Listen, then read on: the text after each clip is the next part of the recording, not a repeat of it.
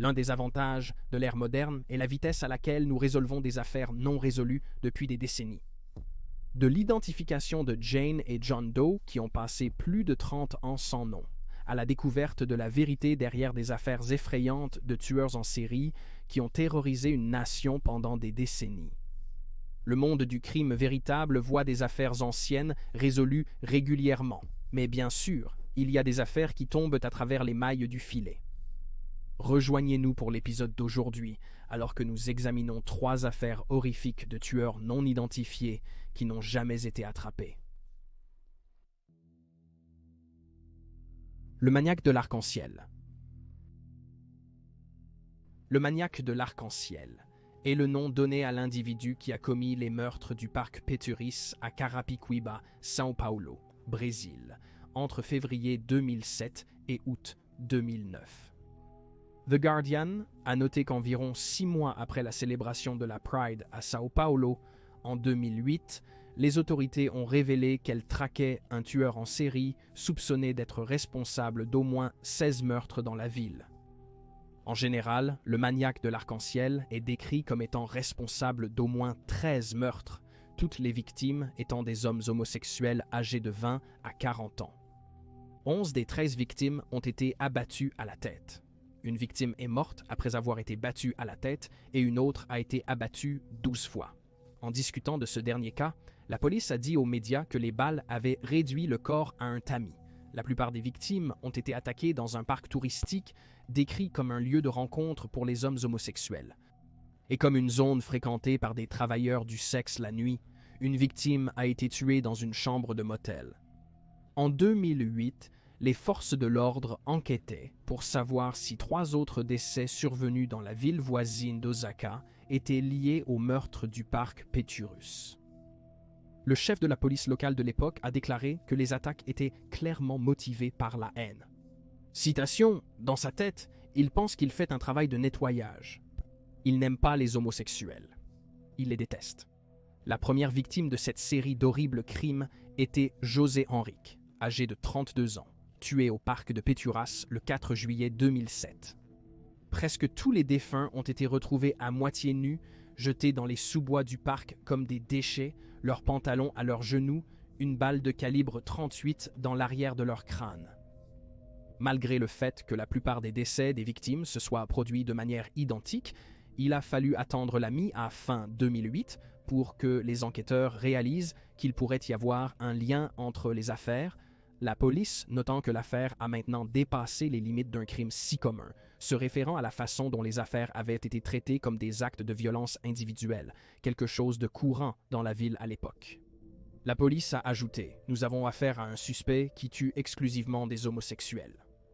Une équipe de 15 détectives a été constituée peu de temps après et pour aider à prévenir d'autres attaques, des policiers en civil ont été envoyés pour patrouiller dans le parc la nuit. De plus, des tests balistiques ont commencé afin que les enquêteurs puissent déterminer si c'était la même arme qui était utilisée dans tous les meurtres. Pendant un court moment, un homme qui fréquentait le parc a été considéré comme un suspect après avoir trouvé les corps de 3 des 12 victimes. Cependant, des tests de résidus de tir ont été effectués sur l'homme et les résultats étaient négatifs. Il a ensuite commencé à agir en tant que liaison avec la police et il a dit aux médias « Les gens connaissent le risque, mais ils s'en fichent. Portoros est notre lieu de rencontre et personne ne va arrêter de s'y amuser à cause de ce cinglé. » Le 10 décembre 2008, un sergent de police à la retraite nommé Ario Francisco Franco a été arrêté en relation avec l'affaire. Plusieurs mois plus tôt, un témoin l'a identifié comme l'auteur de l'un des meurtres, bien que Franco lui-même ait nié toute implication. Lors de son arrestation, il était gardien de sécurité privée dans un supermarché. La police a déclaré aux médias « Nous avons un témoin crédible qui dit avoir vu Franco tirer 12 balles sur un homme gay noir à l'intérieur du parc. » Un autre témoin a affirmé que Franco était un habitué du parc et qu'il, je cite, « cherchait apparemment des hommes gays et des victimes ». La police a ajouté plus tard « Nous sommes convaincus qu'il est le maniaque de l'arc-en-ciel que nous recherchions ». Cependant, bien que l'affaire ait été jugée en 2011, l'ancien sergent de 48 ans a été acquitté des meurtres. Les meurtres du parc Péturus restent non résolus.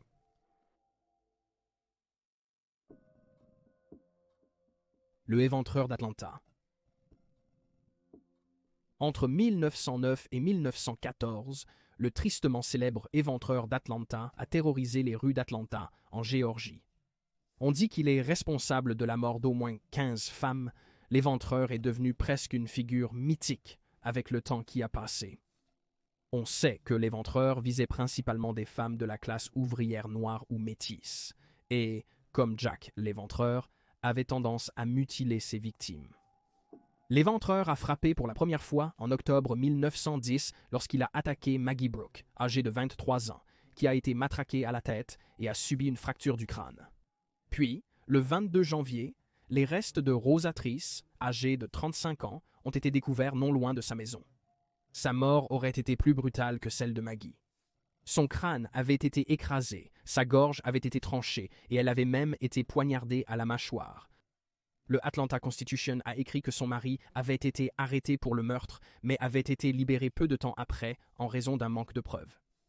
Le mois suivant, les restes d'une autre femme ont été trouvés dans les bois, près de la ligne de voiture de la ceinture de West Point.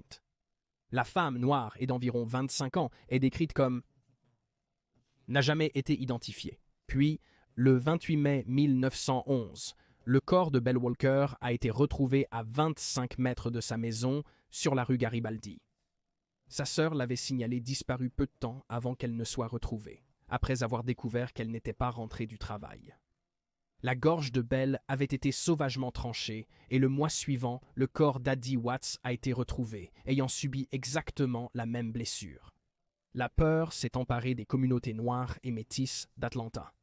La grande majorité des meurtres avaient eu lieu dans le 4e arrondissement de la ville, où l'éclairage public était mauvais et où il n'y avait pas de tramway, ce qui signifiait que de nombreux travailleurs devaient rentrer seuls à pied dans le noir complet, les laissant exposés aux tueurs.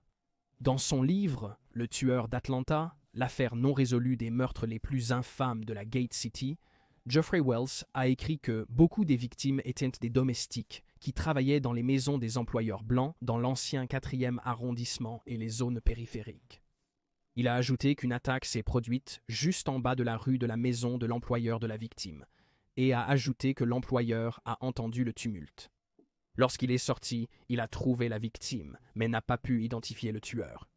En juillet 1911, Lena Sharp, âgée de 40 ans, est devenue la prochaine victime du Ripper et a produit le premier témoignage possible d'un témoin oculaire dans les meurtres.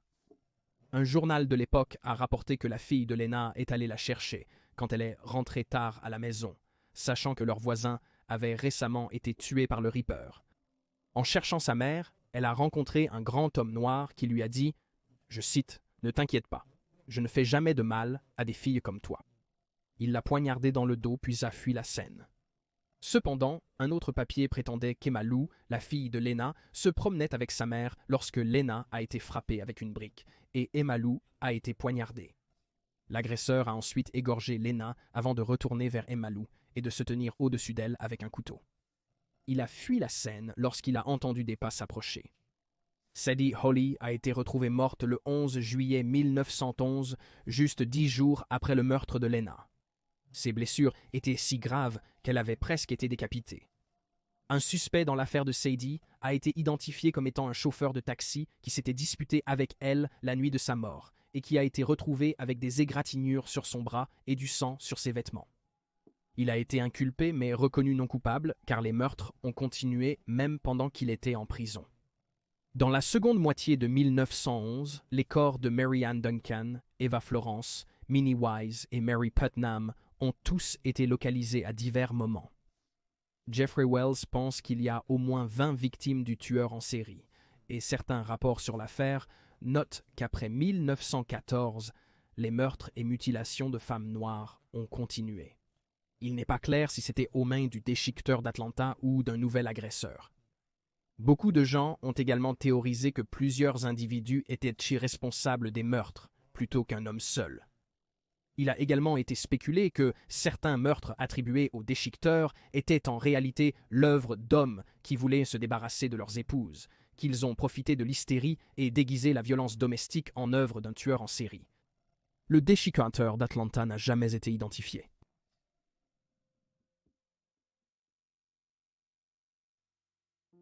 Le tueur de l'autoroute New Bedford. Le tueur de l'autoroute de New Bedford est le nom donné à un tueur en série responsable de 9 morts et de 2 disparitions sur une période d'environ 1 an entre mars 1988 et avril 1989. Les victimes étaient toutes des femmes, soit des travailleuses du sexe, soit des personnes aux prises avec des problèmes de toxicomanie, parfois les deux, et étaient pour la plupart enlevées de New Bedford, Massachusetts, et abandonnées dans diverses villes environnantes le long de la route 140 après avoir été tuées. La première victime connue du tueur de l'autoroute de New Bedford était Robin Lynn Rhodes, âgée de 29 ans, parfois appelée Bobby Lynn. Les restes de Robin ont été retrouvés le 29 mars 1989, mais on sait qu'elle a disparu environ 1 an plus tôt, en mars ou avril 1988, laissant derrière elle un jeune enfant. Comme beaucoup des victimes, elle luttait contre la toxicomanie depuis un certain temps, et bien qu'elle ne soit pas elle-même une travailleuse du sexe, Robin connaissait plusieurs autres victimes et était même amie avec l'une d'entre elles, Mary Rose Santos. Elle a également fréquenté l'un des principaux suspects de l'affaire, Kenneth Pont. Mary Rose Santos a été vue pour la dernière fois par sa famille le 16 juillet 1988, après que son mari l'a déposée près de la gare routière du centre-ville de New Bedford. Elle a été vue plus tard en train de danser au vieux salon Quarterdeck environ 5 heures plus tard. Elle n'est jamais rentrée chez elle cette nuit-là et son corps a été retrouvé le 31 mars 1989 le long de la route 88 à Westport. Elle avait été laissée nue. Mary était à la fois une travailleuse du sexe et une toxicomane qui s'était récemment réconciliée avec son mari après qu'il a découvert ce qu'elle faisait pour gagner de l'argent. Kenneth Pont, le même homme qui avait fréquenté Robin, avait représenté Mary dans une affaire civile et, de manière glaçante, a aidé son mari à faire des tracts suite à sa disparition.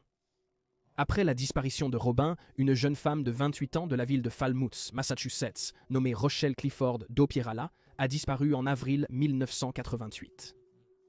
Elle a été vue pour la dernière fois en compagnie d'un ex-détenu, le petit ami d'une autre victime, mais il a été disculpé de toute responsabilité dans les 2 cas. Les restes de Rochelle ont été découverts 8 mois plus tard, le 10 décembre près de Reed Road, à 2 miles de la Interstate 195. Encore une fois, Rochelle avait un lien avec Kenneth Ponty. Elle avait brièvement fréquenté et séjourné chez lui. Elle avait également témoigné contre un autre homme lors d'un cas de viol, ce qui a amené la police à soupçonner que cet homme était impliqué dans son meurtre, mais il a finalement été écarté. Fait intéressant, Ponty avait représenté Rochelle lors de cette affaire. En mai 1988, 1 mois après la disparition de Rochelle, 3 femmes ont disparu. La première, Deborah Lynn McConnell, 25 ans, a été vue pour la dernière fois à l'enterrement de sa mère.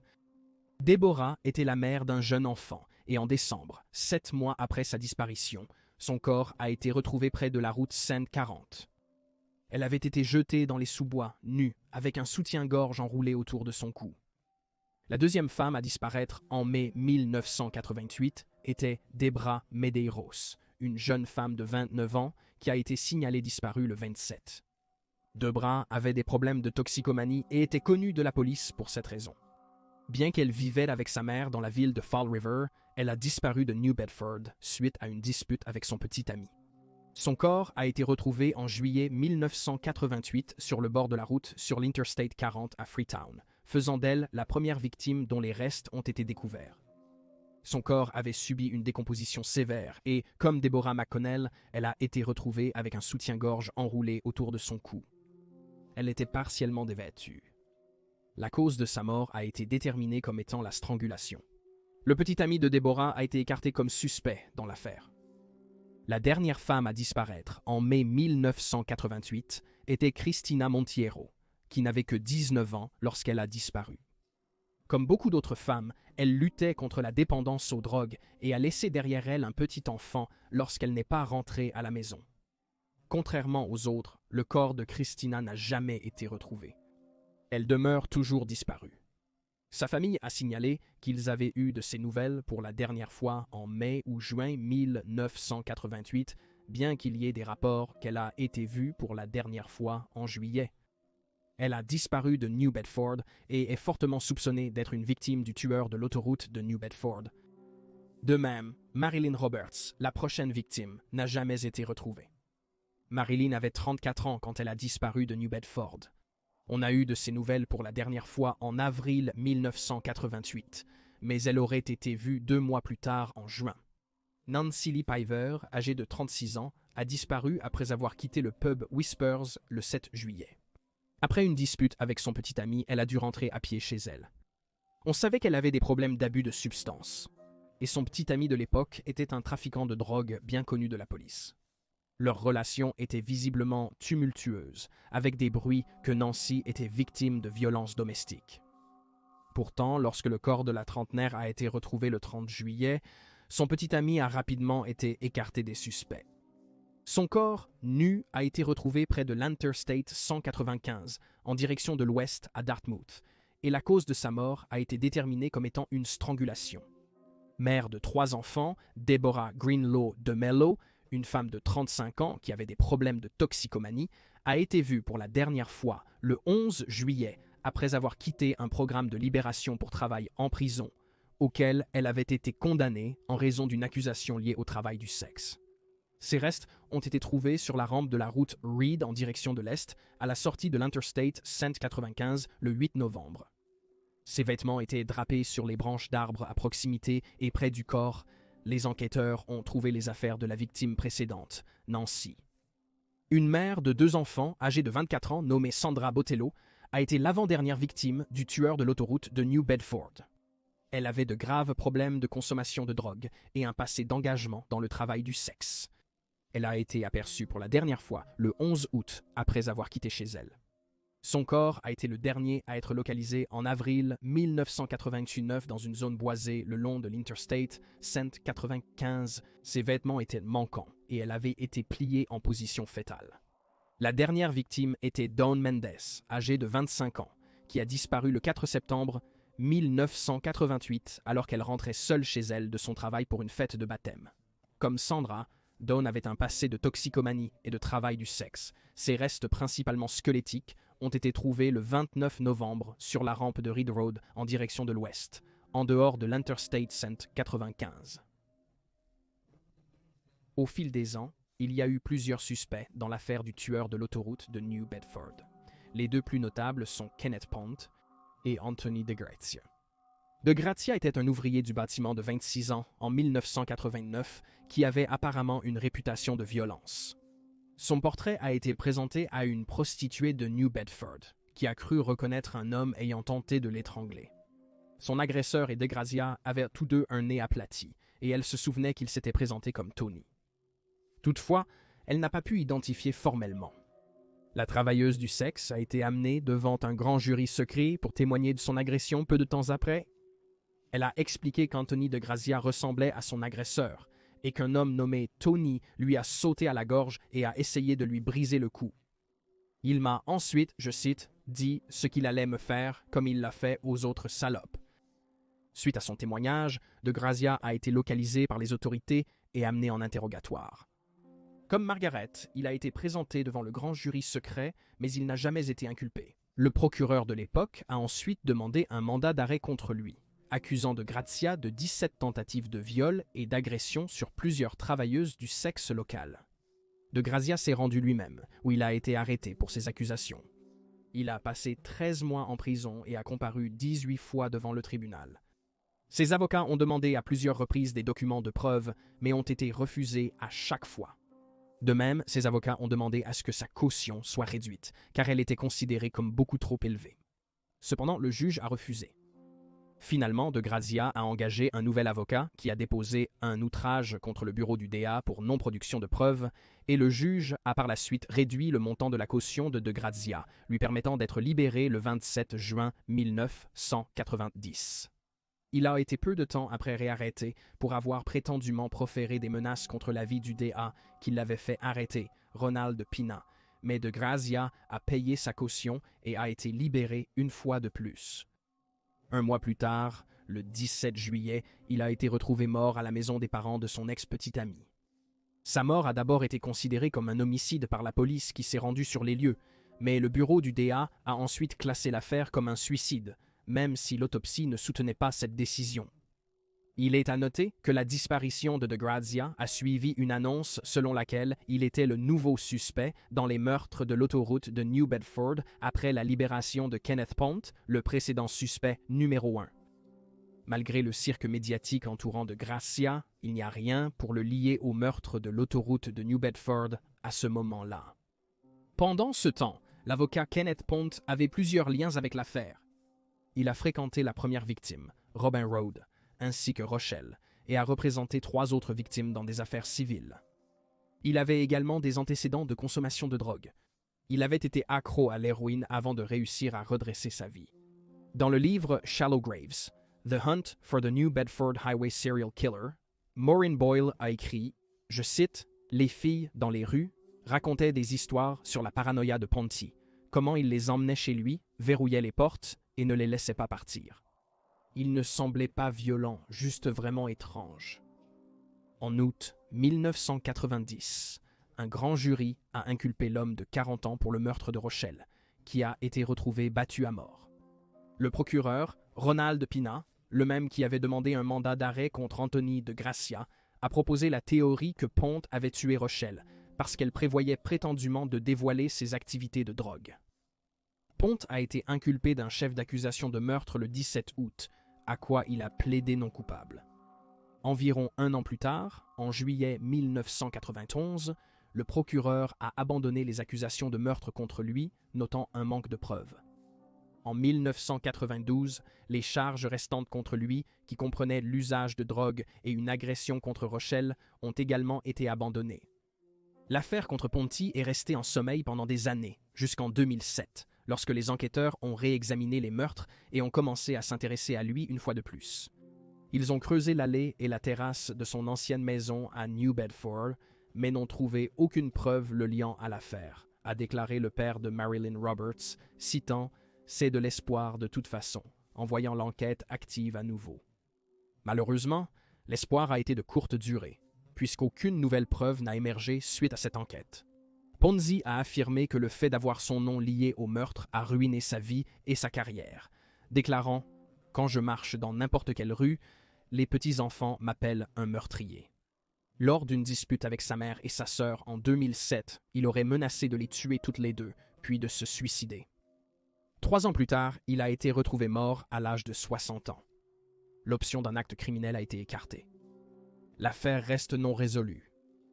Si vous avez des informations sur les meurtres de l'autoroute de New Bedford ou sur le coupable, vous pouvez contacter le bureau du procureur du comté de Bristol au 50899322016, ou si vous avez des informations sur les femmes disparues, Christina Montiero ou Marilyn Roberts, vous pouvez appeler le département de police de New Bedford au 50899-16320.